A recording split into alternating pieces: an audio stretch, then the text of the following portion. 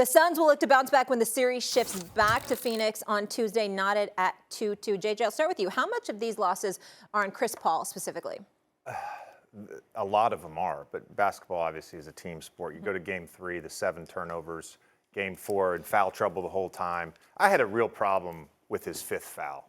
CP is one of the smartest basketball players I know. He knows all the rules.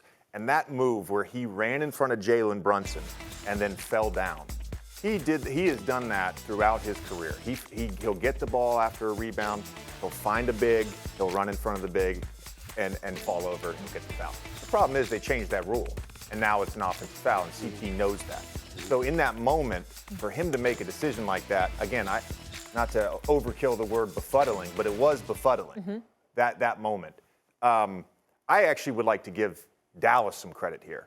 Because after game 1 and 2, Jason Kidd talked about someone else joining the party with Luka Doncic. That's right. And we got a big game 3. Smith, yeah. Jalen Brunson, 28 points in game 3. Last night, Dorian Finney-Smith, 8 threes, 24 points, showing his value as a two-way player. But even the other role players, Reggie Bullock, Davis Bertans, Maxi Kleber, they all had big moments in game 3 and game 4. So as much as it is about CP's struggles, a little bit of Mikal Bridges' struggles, a little bit of campaign struggles, yeah, it's all that. But give Dallas some credit for those guys stepped up. Well, let me break this down. Here's how you give Dallas credit. They got 5, count them, 5 dudes that are hitting threes. Bertans at, 53% from 3. You got Dinwiddie and Bullock at 40% from 3. Kleber at 44% from 3. Finney-Smith after yesterday at 48% shooting from three-point range. That's 5 dudes that shooting threes that's surrounding, Luka Doncic. And, of course, Jalen Brunson dropped 28 in game 3. So Dallas deserves credit for stepping up and answering the call that Jason Kidd made to them. He deserves a whole boatload of credit for the way he's coaching. And Nico Harrison for the trade that got rid of Porzingis. And you got Bertans and Dinwiddie, and they're both making contributions, especially in game 4. I like that. But let's be real about something. CP3 was awful. It's my brother. I love him dearly. We gonna call it like we see it because it's not gonna last. Okay, that will be corrected. But we gotta be honest, okay, and talk about, well, in game 3, you had a career high in turnovers in the first half, okay? All right, 7 in the first half. That's game 3. Game 4, you finished with more fouls than points. I mean, that's just pathetic. There's just no way to slice that. And we can say that about CP3 with a smile on our face, because it ain't gonna last. If there's ever a brother that's gonna look at it and when he says he's gonna look at film and he's gonna figure it out, he's gonna look at film and he's gonna figure it out.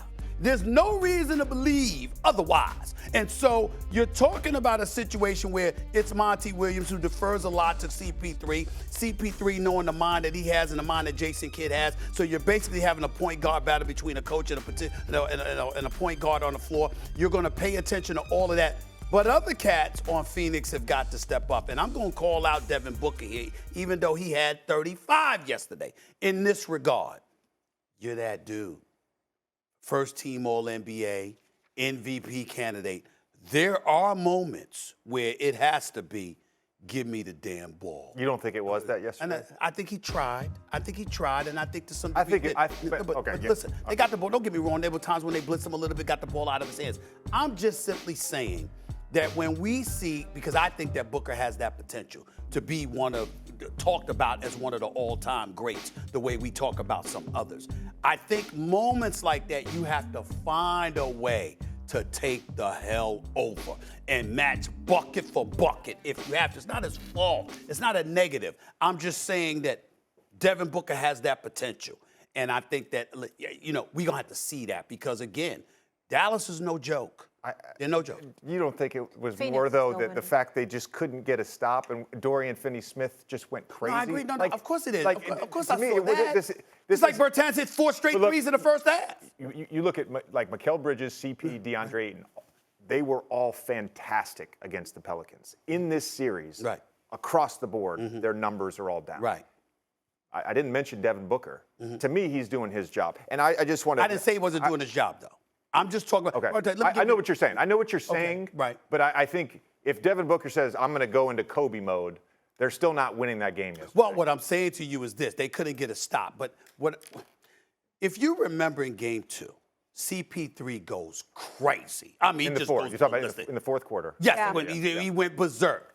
He departs from after staring Dallas's bench down, looking at them, and just demoralized them because they couldn't stop him. And then Booker and Monty Williams are together and smiling and laughing. And then Booker comes in the game and hits 3 straight threes. They close the deal. What I'm trying to say to you, and you know this better than me, there are certain moments from a star caliber individual that can demoralize another franchise. It's like, there's nothing we can do. And I'm saying to you that when you see Dallas coming at you that way, we saw them coming before Finney-Smith exploded. We saw them coming in the quarters before that. I'm saying there comes a moment in time where you got to sense. CP3's already in foul trouble with 4 fouls in the first half. You got to look at it and go like this. Give me the damn ball. We gonna cut this off right now before anything transpires. That's what I'm talking about. Thanks for watching ESPN on YouTube. For live streaming, sports, and premium content, subscribe to ESPN+.